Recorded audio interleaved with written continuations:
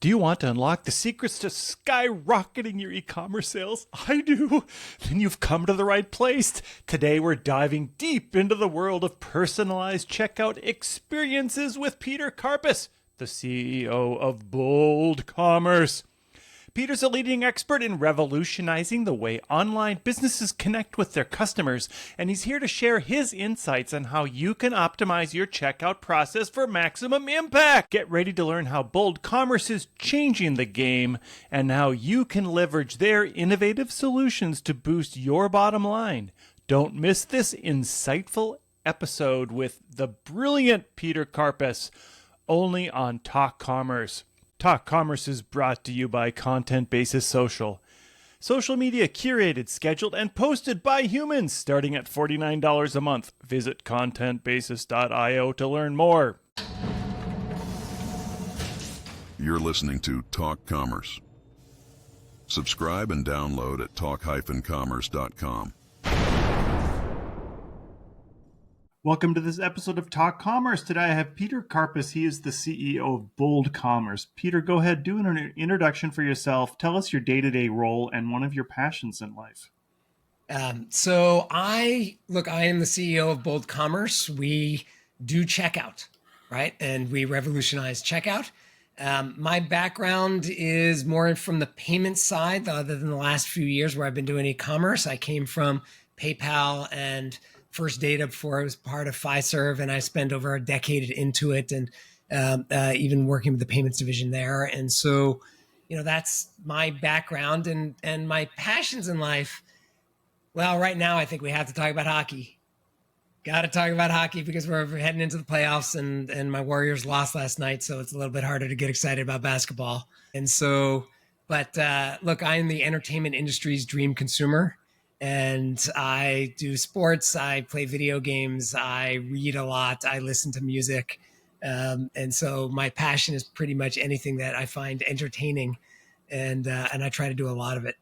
Yeah, I'm very embarrassed to admit I come from Minnesota, and I don't follow hockey. I kind of gave it up in 1991 or 92 when the North Stars moved to Dallas. And now, of course, we have a team again, and they just seem to continually do bad. It's a story of Minnesota sports. Yes. I have. Unfortunately, although if we want to talk about bad, I am a San Jose Sharks fan, and I think they've had the second worst season since the 80s this year. Okay. And so we could talk about bad, but it's still fun. Right. Yeah. It's definitely you root for the kids who are getting better, and and I know you're from the Bay Area, and you're losing the A's, which is, I don't know if it's good or bad for you. What's your opinion on the A's? I never went to an A's game because the Coliseum wasn't great and it was so far. And so, I have been to a few of the Giants games. I think anytime a fan base loses a team, it's a sad thing. Yes, very sad. All right, well, we're not here to talk about sports, but we are going to talk about Bold Commerce, and I'm excited to talk about that. But before we start, you did volunteer to be part of the Free Joke Project. So I'm going to tell you a joke, just say, should the joke be free or paid for it? And I think you had a good way to look at it, too. Like, this could be a conversion rate optimization on the joke. Maybe you should just get weeded out completely. All right, so here we go. A man walked into a hardware store and picked up a can of fly spray. "Is this good for wasps?" he asked the assistant. To which she replies, "No, it kills them." Okay, so should that be free or paid for? And so the before, when we were talking about this, I said, well, I think a great joke that makes lots of people laugh should be free because it increases the total amount of happiness in the world. That one I think should be paid for. All right, that's awesome. I love the way that you looked at that. Okay, and so. I think, and now I have to, can I throw one back at you? Absolutely. I love it. Okay, Go for it. This is one of my favorite short jokes, which is two peanuts were walking across the street. One was assaulted. That was good. I'm going to use that one in the future. I don't know if I can. You go. Yeah, there we go. That's free. Yeah. It's terrible, but, again, should it be free or paid for? Probably paid for. That's my kind of joke. Absolutely. All right. Bold Commerce. I know that we kind of framed this in the very beginning in the green room as generic checkout. but tell us some background on Bold Commerce and how it got to where it's at. Yeah, so Bold started as one of Shopify's top app developers, and in particularly in the subscriptions market. And one of the things that the company found, this is before my time there, was that basically checkout itself, right? So if you think about subscriptions, to do subscriptions right, you are changing checkout. You're changing how checkout works. You are changing all things about checkout. And so what they figured out was that basically checkout in e-commerce for the most part is totally broken, and that there's a real opportunity to go fix it.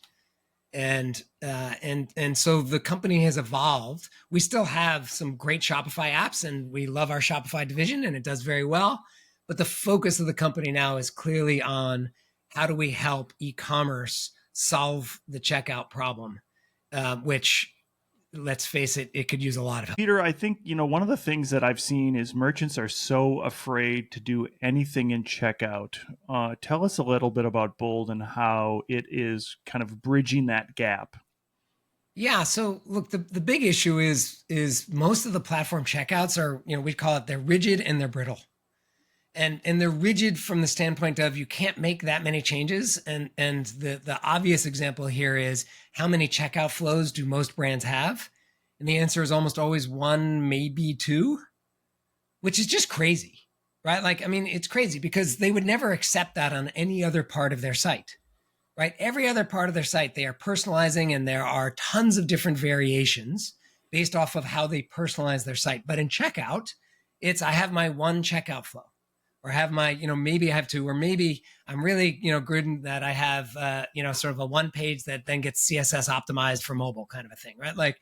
Right. And that's because the ability to configure it is low. And then of course there's the massive worry that it just breaks. And you and I'm certain, just because in our day-to-day shopping, it is amazing how often sort of the frustration of actually completing checkout is, because it just breaks on people. But that's the brittle aspect. And Bold solves both of those problems in a very real way.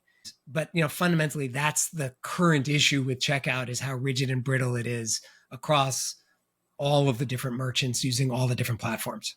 I know you started on Shopify, and Shopify a long time ago didn't give you much of a choice at all for checkout. Did Bold come out of that idea that, when now Shopify Plus, it lets you to modify the checkout finally? And there couldn't have been anybody more rigid than Shopify in the very beginning, right? Yeah, even Shopify today is quite rigid. You use our checkout flow.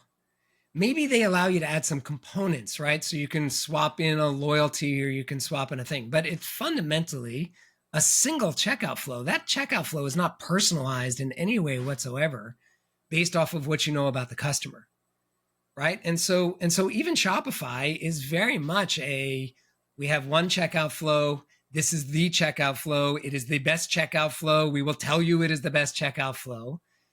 Which again, no merchant on any other part of their site would accept that thinking or that rationale, right? But we do on checkout. Yeah, so I like the idea of flows. We met in Shop Talk, and you talked a little bit about the A/B testing that you can do in flows, and how people don't do A/B testing at all in checkout. Sure. And you don't. So it is sort of like unknown data that you don't know because you never do it, because you're so afraid that something's going to happen, but you don't do it, and you're missing out on so many opportunities. Tell us a little bit about how flows help that. Yeah. So let's just give two examples of how people should be personalizing their checkout but aren't. Right. So the first example I love to use is last year at Shop Talk, I was talking to a brand, pretty sizable, close to 100 websites globally. They had a technical problem with Apple Pay. And so they had to actually take it down. Revenue went up. Now think about that for a second. Revenue went up. And of course, the immediate question is, well, why?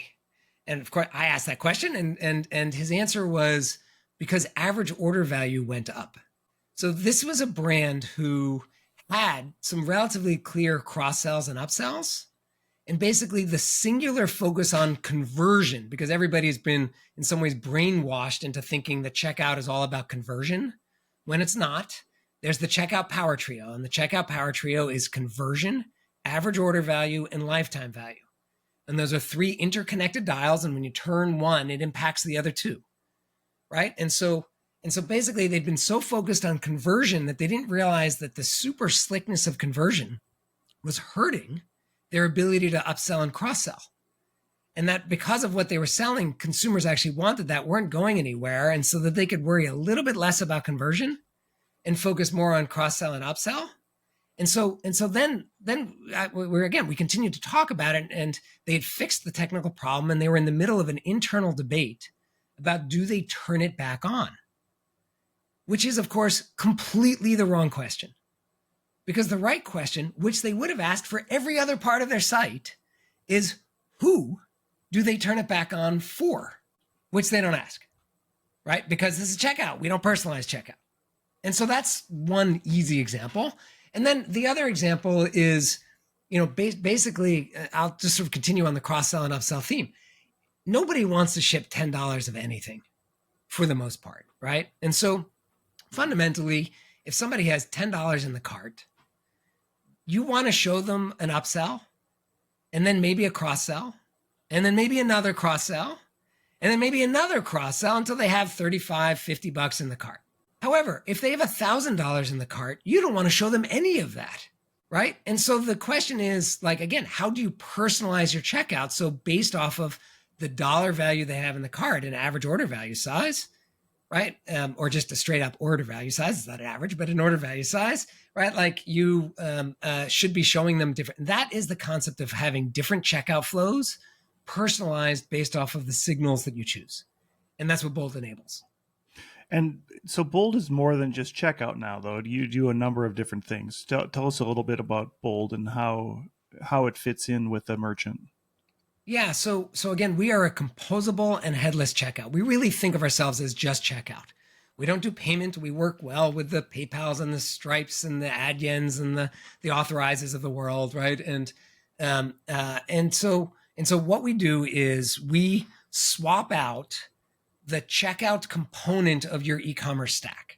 And so, and we do that, by the way, for everybody other than Shopify, because Shopify won't allow it. But for pretty much anybody else, we can, look, if you think through the e-commerce stack, it has a bunch of different components in it, right? You've got your order management system, you've got your content management system, you've got all these other sort of things. And with the rise of Mock and really the ideas behind Mock, the idea that really everything is becoming composable. That's what composable means, is I can swap out my content management system. So rather than using the default content management system that the platform has, I can use a different content management system. We are doing just the exact same thing for checkout. Rather than using the default checkout for the platform, all right, or a custom build, if you have a sort of a custom build, we swap that out with Bold checkout. And that's our focus. And then we enable as many flows as you want. We enable the integration of shipping and taxes. And that actually sort of leads to why we're not brittle. And we can get into that later if you'd like, and if you think it'd be interesting to the audience, but because it gets, sort of technical around how do you do this without being brittle, right? And that is sort of due to the unique architecture we have. But fundamentally, that's what we do. I know one thing you had mentioned at Shop Talk, and this is where I was going with my previous question, is that you are really a checkout platform, and you're unique in that space. There's not a lot of other vendors that are just doing checkout as a service, right? Yes. Yeah. So people always ask who are our competitors. And when I was at Intuit, one of the great things was people would be like, who competes with TurboTax and QuickBooks? And aside from the other obvious big ones like a Block, really the answer when I was there, which was in the 2000s, was paper and pencil. We were competing against paper, and it's awesome to compete against paper and pencil because paper and pencil does not have a marketing arm or a lobby, right? And for us, it's very similar. We don't have any real. We are, as far as we can tell, the only composable checkout that is not part of a platform. Right. And so our competitors are the equivalent of paper and pencil, which is the default checkout parts of the platform. Right. And we, sort of swap them out. And because we only focus on checkout, we can make a better one. Right. And sort of enable. And so that's how I think about but yes, we are creating a category because there aren't many other composable checkouts, right? There are like the payment checkout. Everybody sort of like talks about payment checkout, but we're a platform level checkout, right? Which means that we do everything that a platform checkout is expected to do, which is all of the integrations, upsell and cross sell, right? And so, it's funny. I said earlier, I'm a longtime payments person. The word checkout is a problem now, in the same way that POS is a problem for payments people. So in the payments world, when you talk about POS, you have to say, well, am I talking about the physical terminal in the store? Like the thing that actually allows people to tap a card or swipe a card, right? That's a POS. Or are you talking about the software that runs the whole restaurant? That's also POS. And so the word POS has little meaning, or at least a very broad meaning now. Checkout is the same way. Lots of people use checkout in very broad ways. Whenever I talk to payments people, I'm like, we integrate with payment checkout. Like payment checkout integrates into platform checkout. We are a platform level checkout, and we do everything that you would expect a platform level checkout does, of which the easiest example is upsell and cross sell. Yeah, I want to present an argument that I would hear from a merchant when I used to run an agency, and every merchant is so afraid of checkout, but they aren't afraid of their payment gateway. Yeah. And if you think about the relationship of checkout and payment gateway, if your payment gateway is down, you're down, right? So yes, talk about is that a valid argument or it's not a valid argument. I'm being, but talk about that juxtaposition between the two and how merchants overlook the fact that all the processes of that checkout are outbound APIs to fulfill the order, even the outbound checkout, even the outbound fulfillment to an ERP. But they don't work on the actual part of checkout that's the most important. Nobody cares if you're authorized.net or PayPal or Braintree or whatever. They care about is the experience they have in checkout. Yes, right. And so that's the thing. So whenever I talk to payment people, I'm like, what does your checkout plug into? And if you think of it that way, right, what it plugs into is the checkout module of the merchant's platform, right? And so it starts there. And you won't ever hear me say, well, that checkout isn't important. It is a very important part of the process, right? Like, does the credit card get approved? How does that work? Like how slick is it? And the rise of like the one-click checkouts and the pre-filling of forms and sort of all that, that's great. But there's all ton of stuff that happens outside of just the payment part of checkout, which again is the platform level of checkout. Upsell, cross-sell, I've mentioned a bunch of times already in sort of in this. But if you think through shipping integrations and tax integrations and injection into the order management system, right, you've got sort of like all these aspects of it, a large part of which is, what is the flow? When do you ask somebody to log in? Do you ask somebody to log in? Which payment buttons do I even show? Right? I mean, right now we're heading towards a button war, and even beyond the button war, now the next war that we're going to have is who owns the guest email field.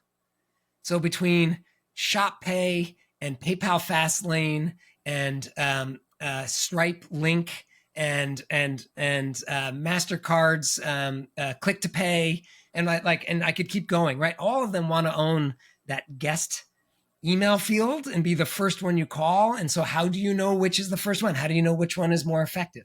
Like that happens before you ever get to the payment level checkout, right? And so questions like that are things. And the reason why people don't test that is because typically today you do basically, you integrate with all of these, right? You integrate with your payments, you integrate with your shipping, you integrate with your taxes, you integrate with sort of all this. Then if you want to create a second checkout flow or a third checkout flow, you have to reintegrate all of those things. And that's why it's brittle. That's why people are afraid of, because every time they create a new checkout flow, if they have to reintegrate, all of a sudden that is error prone. And when they make a change, they now have to make a change twice, right? For each checkout flow, if they're only doing checkout flows, or if they have 3 checkout flows, they have to make that change 3 times, right? This is, I said, the unique architecture for Bold, right? The unique architecture for Bold is you plug in everything once, and then the way we're architected is you can create as many checkout flows as you want. Once you're then, sort of like you can reuse those integrations. And it's just a fundamental architectural, when you really get into it, it's deep technology, which nobody wants to hear about in a podcast. But the result of it is I'm only going to have one checkout flow because I don't want to reintegrate everything. Right. And that holds merchants back from making real money. And that was, the thing is that was true a few years ago, but now with composable commerce, it no longer has to be true. And people have to get over the learned helplessness because it's learned helplessness. I want to walk through a scenario, and I'll try to do this as quickly as possible, but I consulted with a client who wanted to allow their customers to do reorders. So they had their account section turned off. They only allowed guest checkout, which meant that nobody could reorder anything, which meant they just had the account section turned off, all the things down the line. And I said, why don't you give some incentives for people to actually create an account?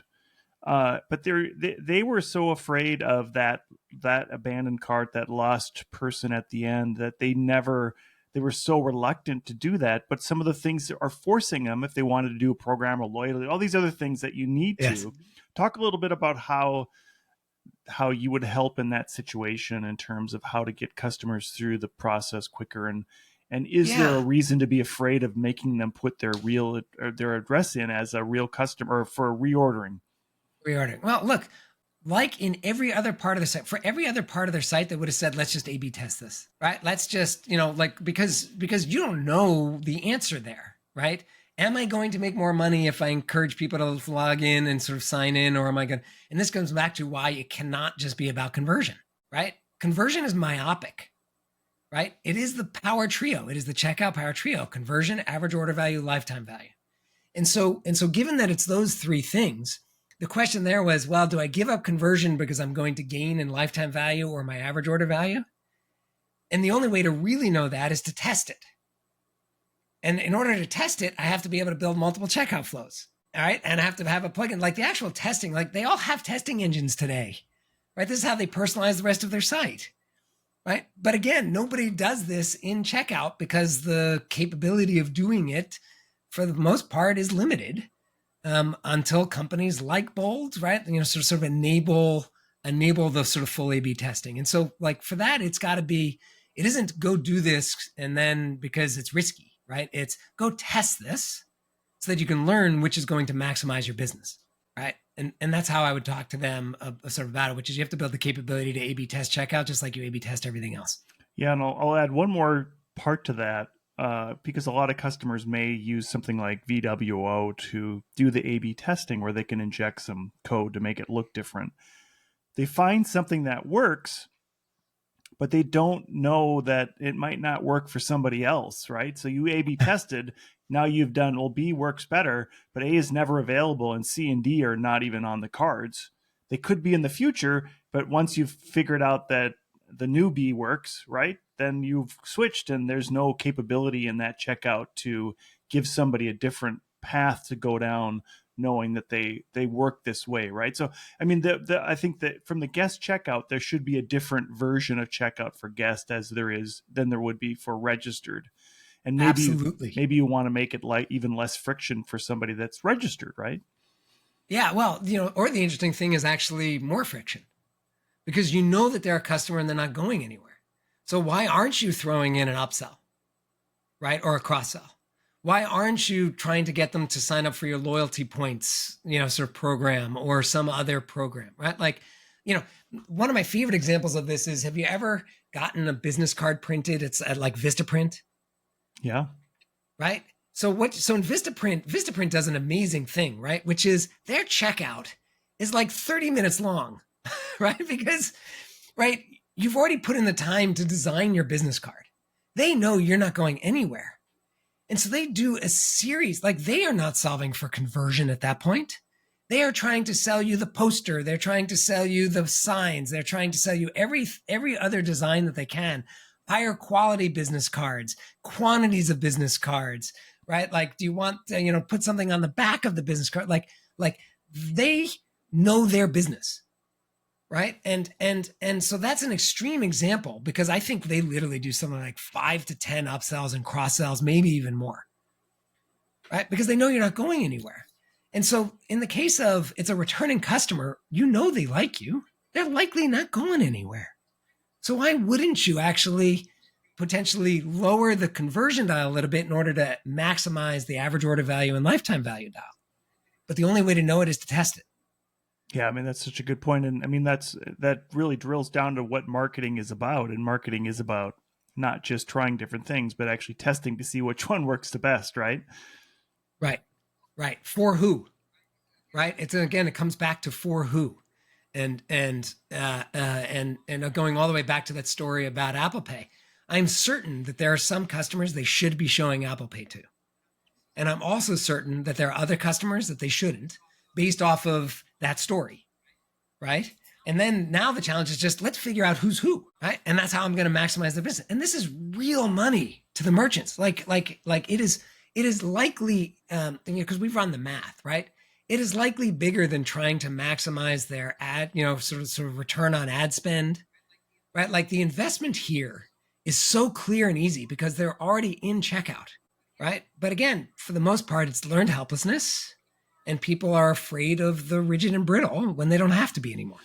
All right, so we have a few minutes still to go here. One of the I was part of a PayPal program in the late 2000s that that helped to streamline mobile checkouts, or just mobile conversion optimization, they called it. And they didn't do flows, but they did experiments that would help merchants determine what worked better than other. And you gave the example of the Apple Pay.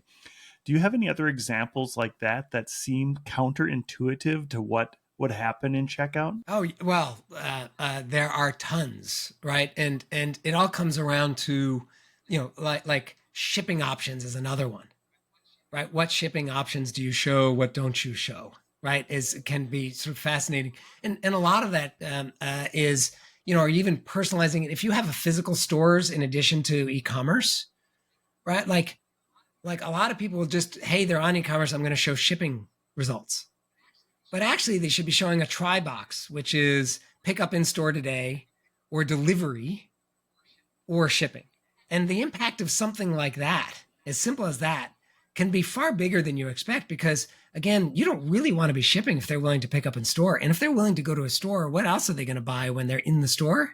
And so the surprise there was not, oh, well, yeah, that makes sense. The surprise there was the size of the increase and how much more money you can make if you can get somebody to pick up in store. But of course, if somebody isn't within 20 miles of one of your stores, you probably don't want to show them pick up in store, right? Because that now hurts your conversion, right? And so again, it's all these details like that. The amount of, I think the other big, really surprising thing is the amount of upsells and cross sells people are willing to accept. I think people are worried, let me do one cross sell and then get out kind of a thing. And I think what we are seeing is that is just simply not true, right? By the way, you want to know what the number one cross sell item is? A second of the thing they've already bought. Oh, sure. Yeah, that makes sense. Right? I was surprised when I heard that. I was like, really? But no. Like, you should literally do a cross sell of the thing that's in their cart. Right. That surprised me. Right? But, when you start experimenting in checkout, there's all sorts of things you can learn. That worked. I have 2 Model Ys. I'm joking. Let's just kind of close things out. What are do you have any predictions for 2024 on what we should be looking for in terms of e-commerce in general? Yeah, I think the big thing, and I think we both, I'd be shocked if you didn't feel this at Shop Talk like I did, was the rise of composable, even outside of sort of like it's just everybody seems to be talking about mock. And for those who are listening might not know what mock is, MACH. It is a movement, and it is also sort of a group of companies who enable best in breed solutions. And really the end result of mock can be very interesting around, how do platforms play? How do agencies play in terms of stitching together these best of breed solutions, right? Like, can you just now create your own platform really easy that is specific to you using best of breed? And that's all coming, kind of a thing. And when people talk about like AI, and really that's the code generation, the code generation AI tools will really accelerate that work in a very interesting way. And there's some agencies who are doing some very interesting experiments with AI code generation tools to do the stitching together kind of a thing. But I think there's little question that 2024, the fact that the Mach 3 conference is in the US is, I think, indicative of just, it's amazing how many companies are doing composable, moving to composable if you're a retailer or a merchant. And it just, everybody's talking about composable. And so that's a prediction. It's a pretty easy prediction to make. But it's just like the wave. You can see the wave, and it's kind of fun to be part of it, to be honest. Yeah, and I think some people are a little afraid of the composable part of it because they think it adds some complication. But I think that Bold will easily swap in with most shopping carts, right? It's not a big heavy lift, and there's no redeployment, or there may be one deployment if you're on Magento, but there's not a continually, you don't have to redeploy multiple different systems. No, for Magento, it's an extension you install, right? Like, and so, but even outside of Bold, right? Because, whenever anybody asks me a question like that, I try not to make it specific to Bold. It's just in every other category. Again, when you look at the e-commerce platform stack, right? Content management, search, order management, like it's all going composable. Right. And these best of breed solutions are doing really amazing things. Right. And so you can see that movement, and it's fascinating. Peter, that's as we close out the podcast, I give everybody a chance to do a shameless plug about anything they like. What would you like to plug today?